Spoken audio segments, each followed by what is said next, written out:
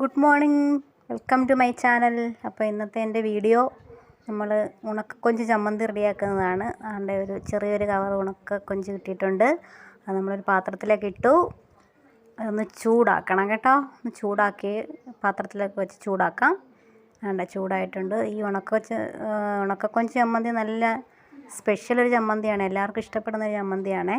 അവിടെ നമ്മളത് ചൂടാക്കിയിട്ടുണ്ട്. ഇനി നമ്മൾ ഒരു ചിരട്ട എടുത്തിട്ട് അതിൻ്റെ ചെവിട് കൊണ്ട് അതിൻ്റെ ആ തലയും വാലും പിന്നെ അതിന് കുറച്ച് മീശ പോലൊക്കെ ഉണ്ടല്ലോ, അതൊക്കെ കട്ട് ചെയ്ത് ചിരട്ട വെച്ച് ഇതിങ്ങനെ പ്രസ് ചെയ്ത് കൊടുക്കുമ്പോൾ അത് പോവും. അപ്പോൾ അത് കളഞ്ഞിട്ടെടുക്കാം.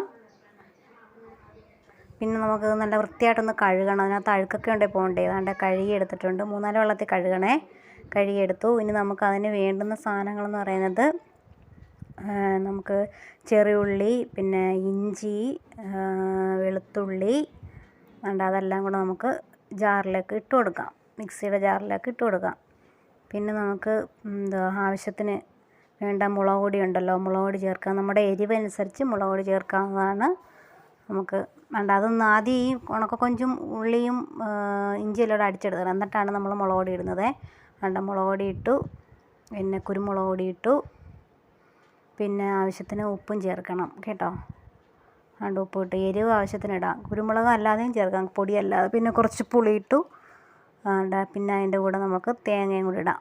തേങ്ങയും കൂടി ഇട്ട് കുറച്ച് കറിവേപ്പിലയും കൂടി ഇട്ട് അടിച്ചെടുക്കാം. അടിച്ചെടുത്തിട്ടുണ്ട് കണ്ടോ.